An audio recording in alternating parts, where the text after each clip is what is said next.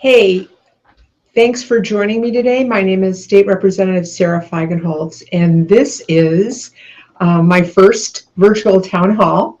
It's kind of exciting to be able to do this for the first time in a state-of-the-art fashion. I'm coming to you, this is being recorded from my district office on Sheffield Avenue. In Lakeview. In the future, I hope to be able to do this more often if we could figure out all the technical hiccups and maybe even do one directly from the state capitol before the end of session. So I'm in Springfield 4 or 5 days a week these days. We have a very robust and active legislative session this year. I'm actually heading to Springfield right after this town hall.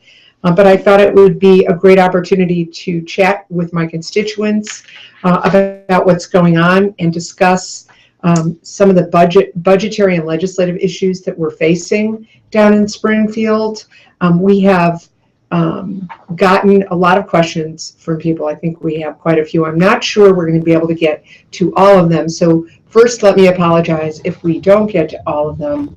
And if we don't get to them, my staff is going to respond to all of them so that we can get back to you with answers on the things that concern you. You can submit questions while this town hall is going on through the Google form on my website homepage. It is, or via Twitter using hashtag Ask State Rep Sarah, or on our Facebook page. Oh my God, this is so high tech. You can also submit questions by commenting on this video YouTube feed or emailing sarah@staterepsarah.com.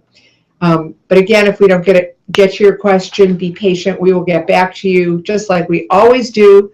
My staff, my fabulous staff, Daniel Eagleweiss, Eric Carlson, and our fabulous Leonard from St. Penn's, our intern, who's hopefully never going to leave us, everybody's on top of it. So I have a couple of questions that we have global questions about the budget and about pensions that I'm going to address. We also have a question that my staff promised I would answer for Dr. Cook's American Politics class at DePaul, and the question is regard to unemployment. The unemployment rate in Illinois is currently higher than the national rate. How can Illinois take more steps to bring down that unemployment rate? Which is a great question, and Dr. Cook's students are always a very sharp group of students who ask the tough questions.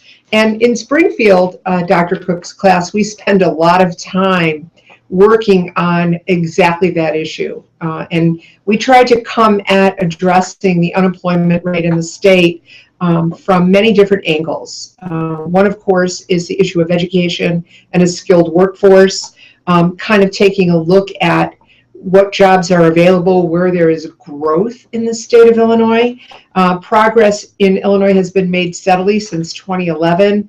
I have some nifty notes from staff here that say that in 2011, the unemployment rate was 11% in Illinois. In 2013, that number decreased to 9%.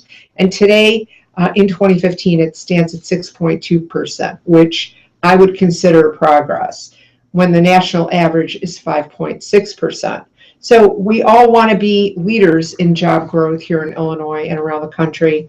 And there are some really bright spots when it comes to what we're doing. So this year, a little unknown fact is that Illinois surpassed the Silicon Valley when it came to tech jobs being created.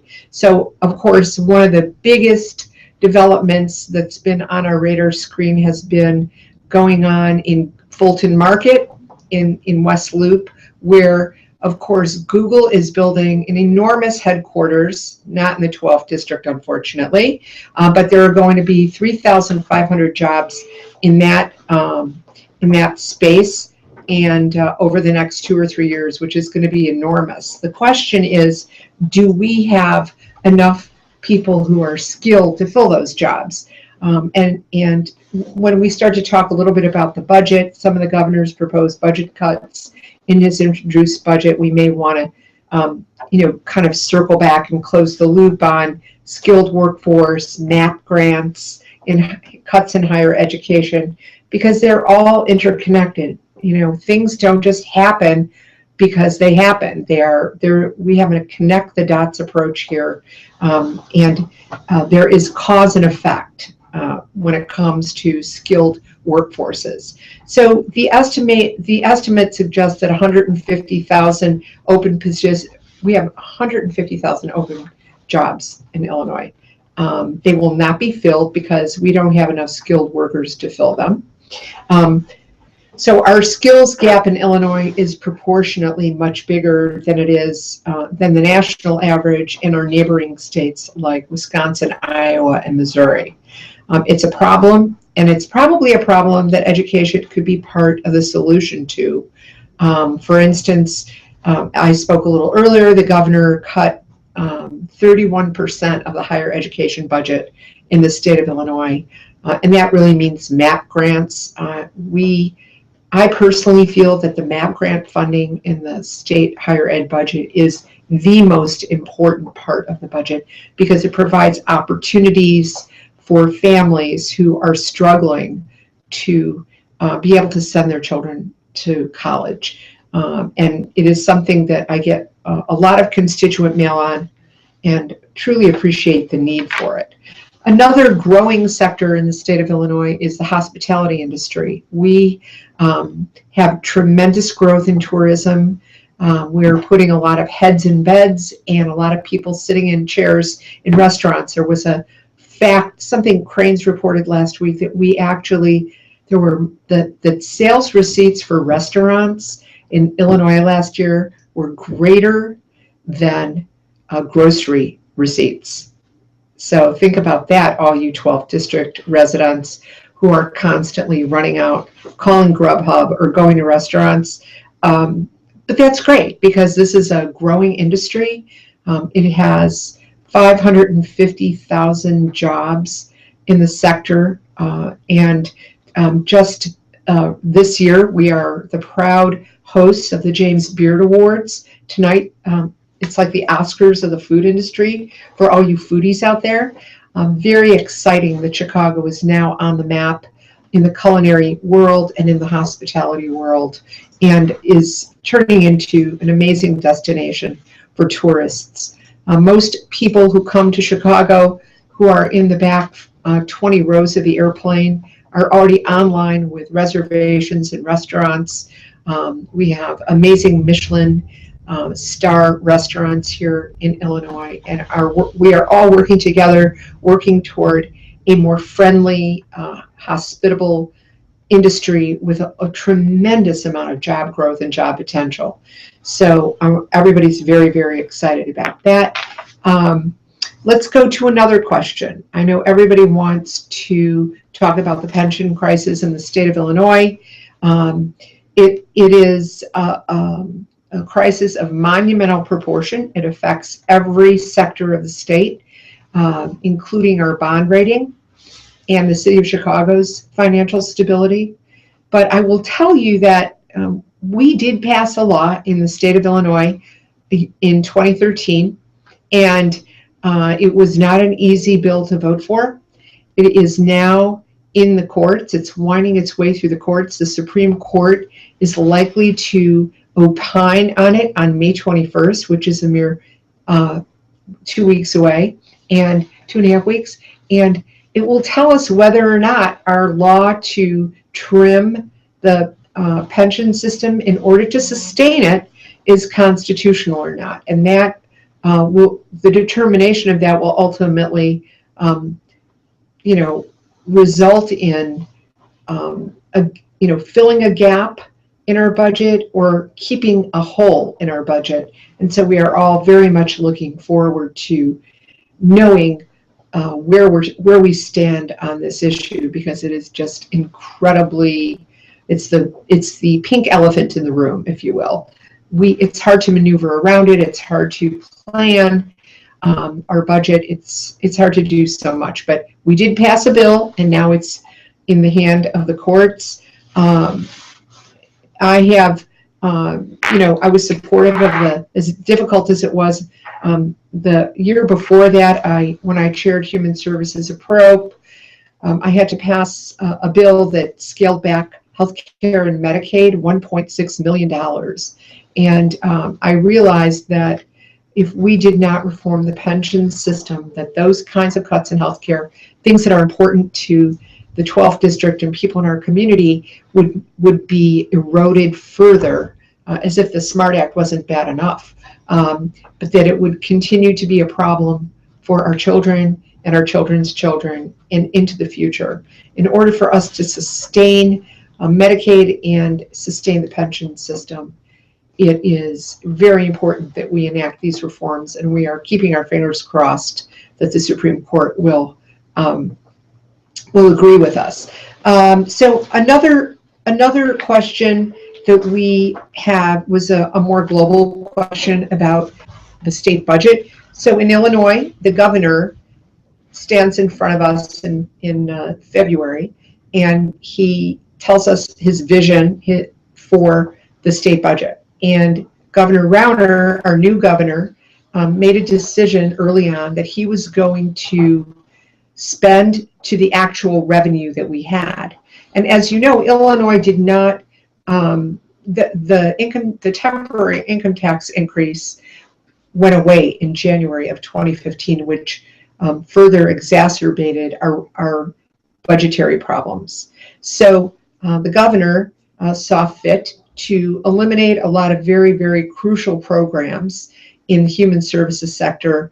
Many of those programs are designed to manage populations in less expensive settings. A good example would be the community care program, which is a program that is very near and dear to my community and the people I represent.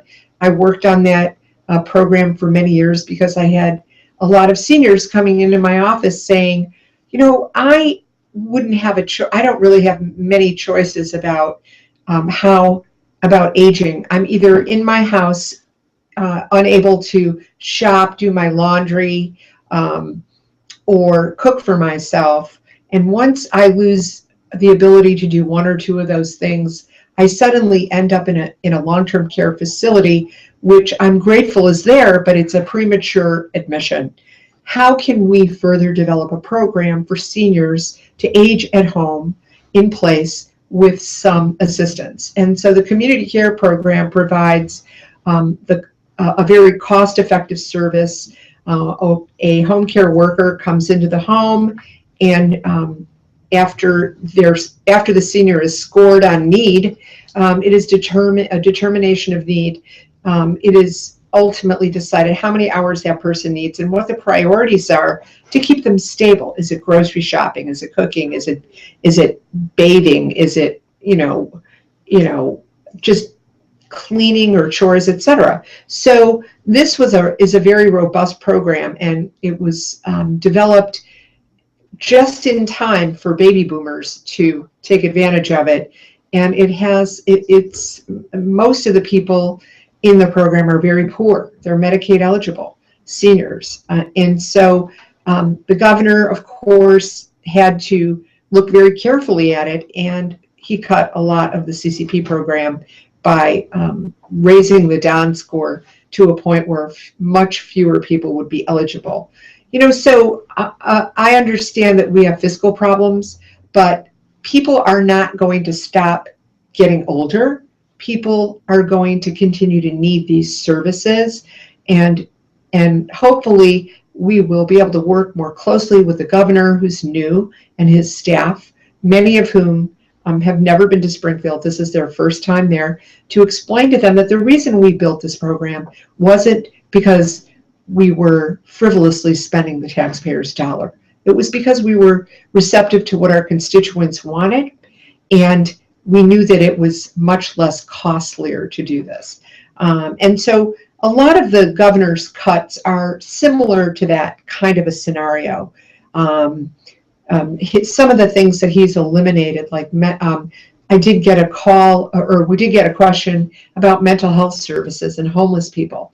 The Human Services budget has a mental health supportive housing line.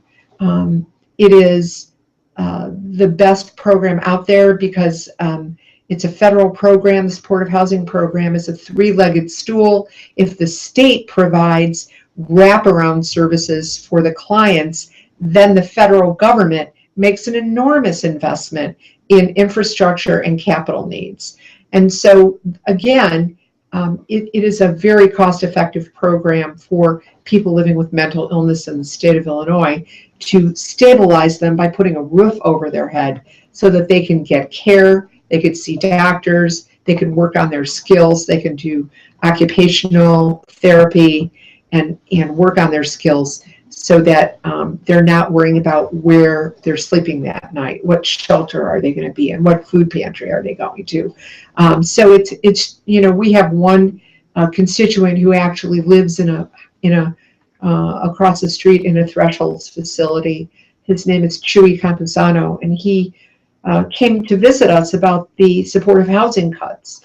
And it was really heartbreaking because Chewy was telling us how he was born with some issues that have affected his life, and how he was sleeping in the back of a van and on park benches until he got housing across the street at Buffett Place.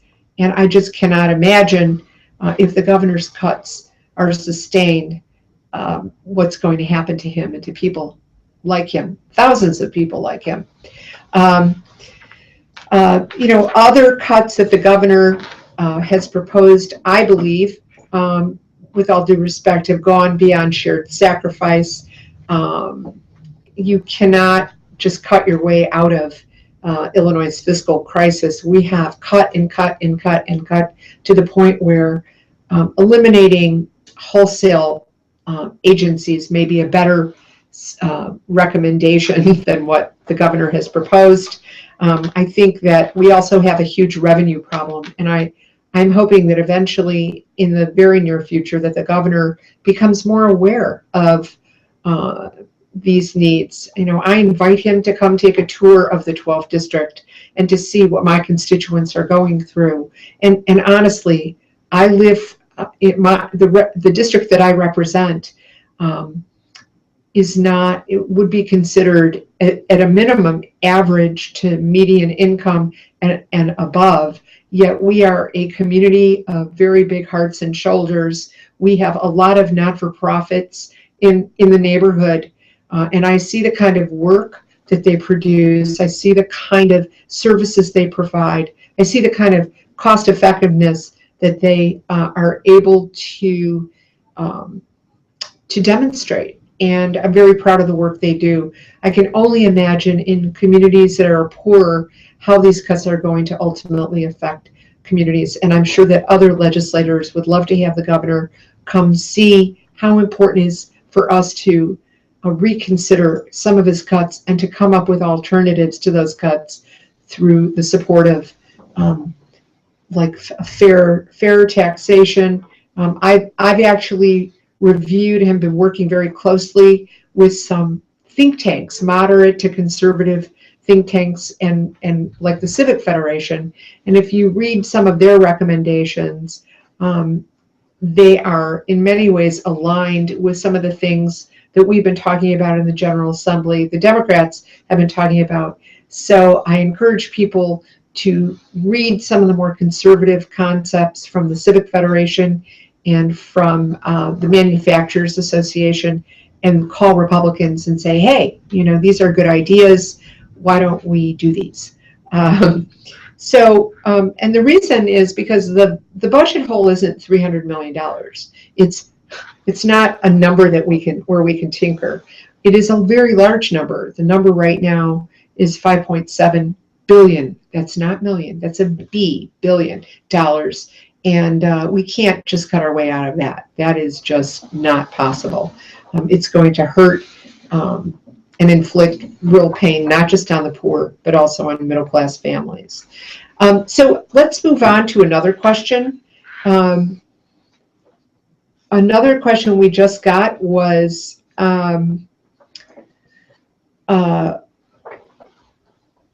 what is the status of the condominium ombudsman's person program? Well, I worked with Representative Neckritz and a lot of other legislators, Senator Cullerton, Senator President Cullerton, on the condo ombudsperson bill, because in our office we get an inordinate amount of phone calls about problems and issues facing condominium owners, and thought that it would be very helpful for the state to afford an opportunity for people to ask those questions without glutting the court systems. Many of them are just simple questions.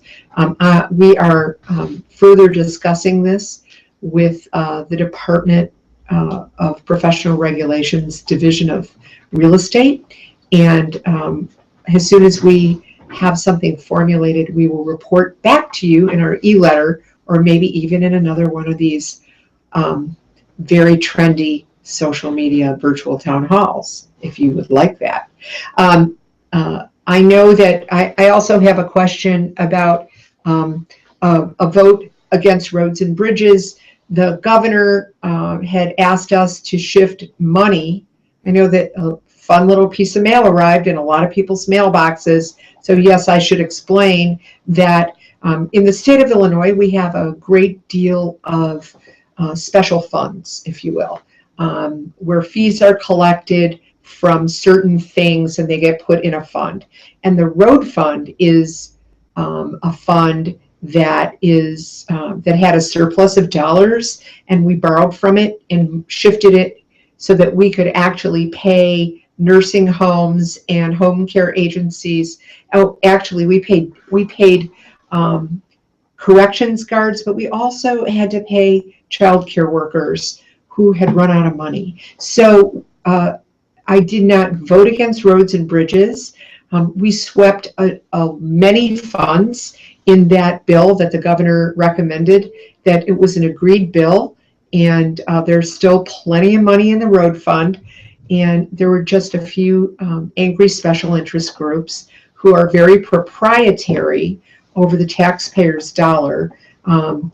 There will be no cuts to transportation. There was no adverse effect to anything in my district about it. And I'm glad you asked that question, but I'm happy to respond to the question that was submitted to us. Oh, we have, I also have supported every capital bill that has come before me to help the Chicago Transit Authority. I'm very committed to public transportation. My district is very reliant on it, and there is not a capital bill I have voted for every capital bill, and I am for and I support roads and bridges. So that little postcard you got may have been slight misinformation, and I'm happy to further discuss it. You can feel free to call my staff about it down the road. Let's go to a question that has just come in about, do I believe condominium associations should have uniform rules? Well, I think honestly that no two condominium associations are alike. It's maybe something that we can discuss down the road. As far as more specifics go, we do have the Condominium Act in the real estate in Illinois statute. We are very often modifying them. Last year, as you know, the state fire marshal, the former state fire marshal, Larry Nikitis, thought it would be a good idea that every building had sprinklers and in their buildings. And of course, that kind of incited a little bit of a district-wide riot about whether or not sprinklers should be mandatory.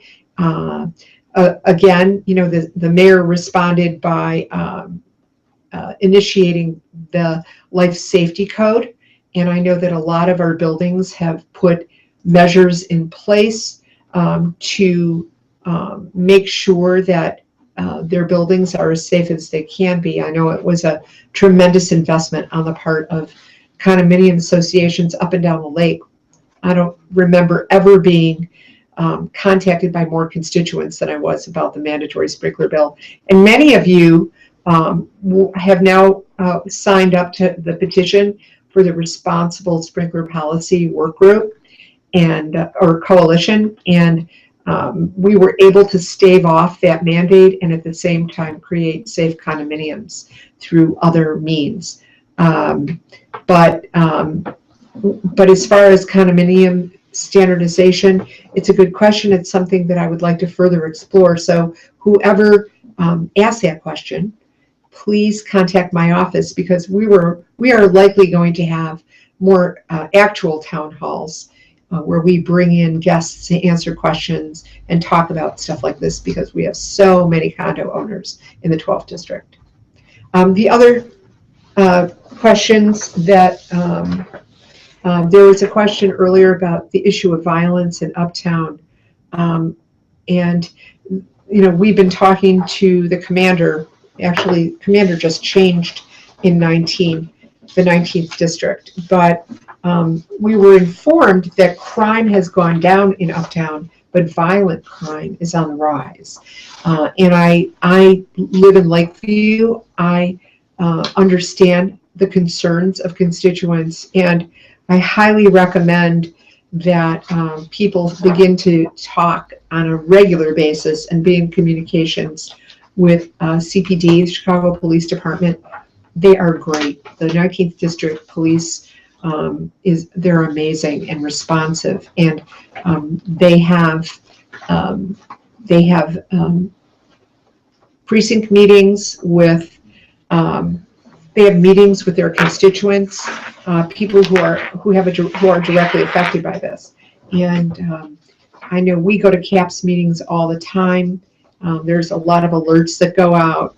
I think that if you organize, you can probably find perpetrators, if you work with CPD, they're very creative, and they're doing a great job tracking incidents, gathering intelligence, and it's also really important that you work with them, because you are their eyes and ears. And I think that we could further discuss this.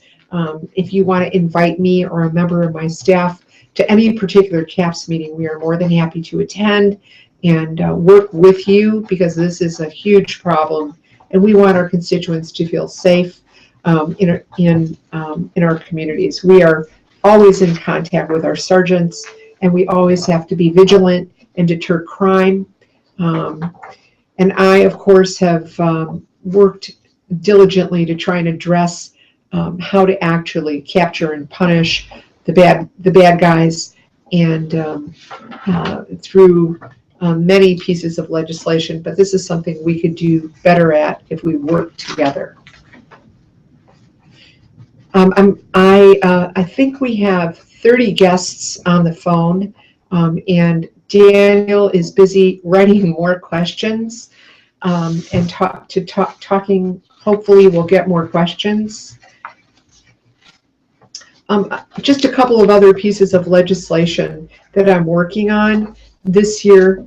I've been spending a lot of time working on improving and modernizing the hospitality and culinary laws in the state of Illinois, working on responsible alcohol server bill.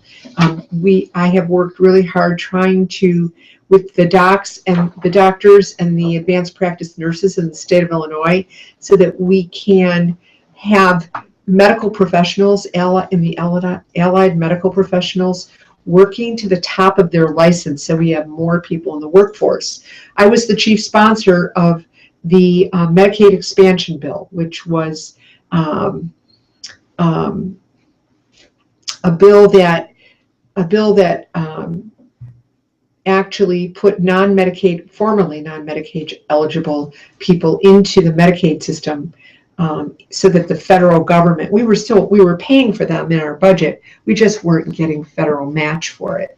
It was a very discriminatory policy to childless adults over the age of 18 who were living in poverty. Thank God we got rid of that and we passed that law. And so what's important is that we have a workforce, a healthcare workforce, to address the new enrollees in this program.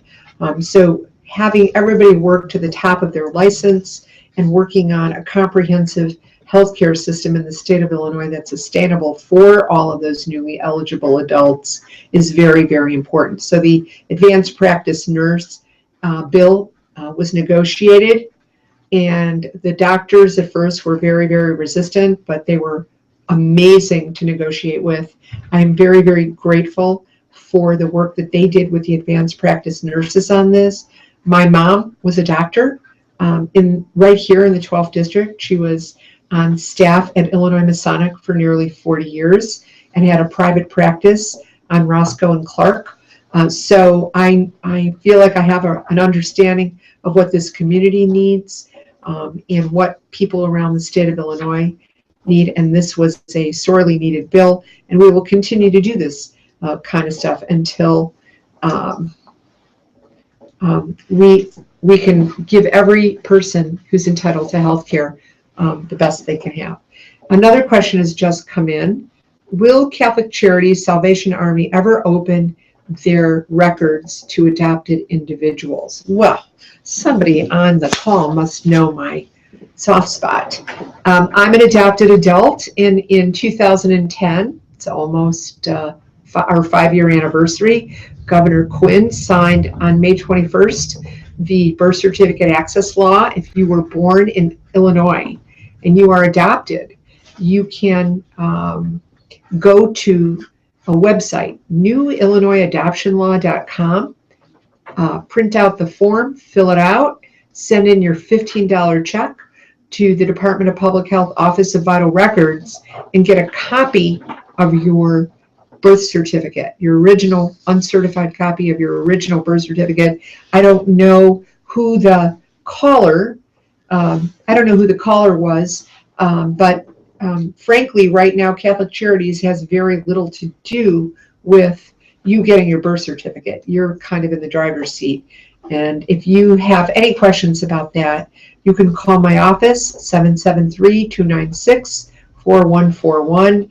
My staff knows the issue of birth certificate access for Illinois adoptees very well, ad nauseum, perhaps. And to date, 12,011 people have gotten a copy of their original birth certificates if they were born in Illinois. So I'm not sure what Catholic Charities and Salvation Army have to do with their records, but remember, this is Illinois. We're one of very few states who allow this. So if you were born in another state, I understand your frustration. We are working as a national coalition to try and change that, and one state at a time get access to birth records for adoptees, which I believe is a basic civil and human right. Another question we have that just came in. Illinois has the 5th most progressive tax structure in U.S. Will you push for a more progressive tax system? Yes, yes, and yes. I know we work on earned income tax credit issues.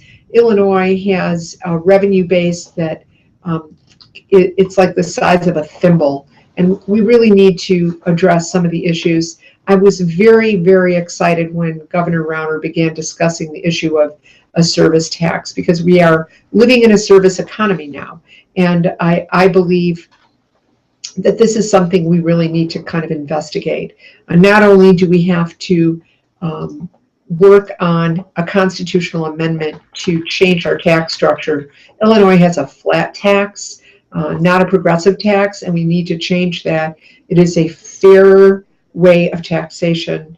It's something that I ran on when I first ran for state representative, when Dawn Clark Netsch, the late Dawn Clark Netsch, a hero to many of us, the first woman constitutional officer elected in the state of Illinois. And I'm hoping that we can do that. I hope that discussion around revenue in the state of Illinois is a comprehensive one, and that we can talk about a fair progressive income tax. I see that there are a lot of questions about, here's a question about whether or not I support a minimum wage. I do support a minimum wage. I know that the mayor has already moved for the city of Chicago up to $13 an hour. I think it's great. I do. Let me first say that I do support an increase in the minimum wage.